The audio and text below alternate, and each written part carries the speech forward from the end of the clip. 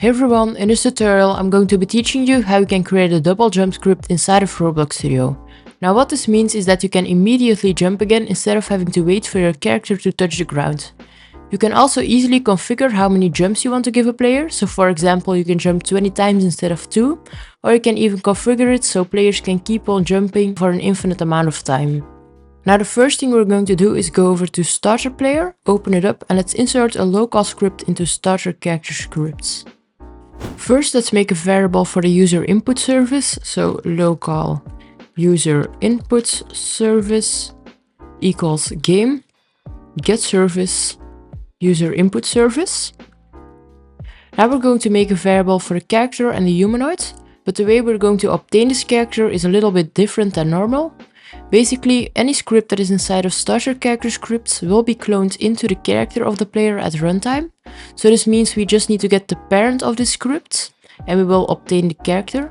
So local character equals script.parent and local humanoids equals character wait for child humanoids.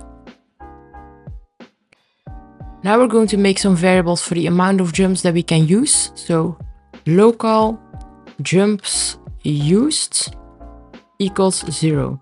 This is the amount of consecutive jumps that a player has used. And then we can make a variable for the max amount of consecutive jumps a player can make.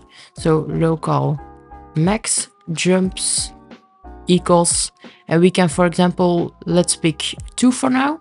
So a player can literally double jump. Now the way this code is going to work is that each time a player jumps, we are going to detect this and check if they have any jumps left. If they do, we will increment the jumps used variable and we will manually change the state of the player to jumping. Each time a player lands, we will also detect this and reset the jumps used variable to 0. First, let's detect whenever the state of the humanoid changes. So humanoids.states changed connect function previous, new. Now we can check whether the new state is set to jumping or landed.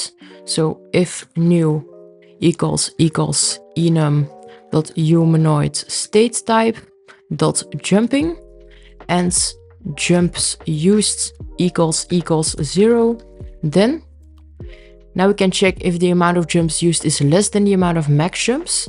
So if jumps used is less than max jumps, then, and now we can increment the jumps used variable by 1. So we can say jumps used plus, and immediately after the plus we can type an equal symbol and then 1. So plus equals 1.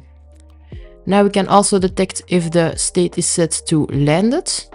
So before the end we can say else if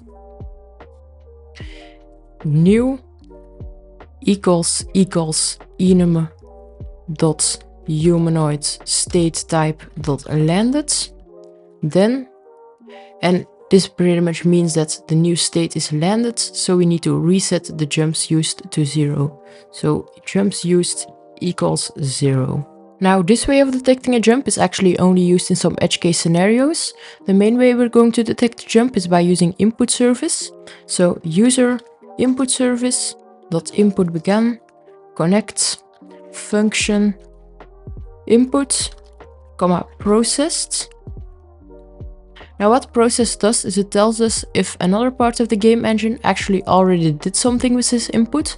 So for example, when we press the space bar, we jump, but if we're typing a message in the chat and we type a space, we don't want this to think that we are jumping. So we can check if it's already processed by, for example, the chat, and then we don't need to do anything. So if processed, then return ends. Now we can check if the key code of the input is the spacebar. So if input dot keycode equals enum dot keycode dot space, then, and then we can check if the amount of jumps that we have used is less than the amount of max jumps that we can use. So if jumps used is less than max jumps, then So if this is true, we can increment the jumps and we can manually change the state of the humanoid.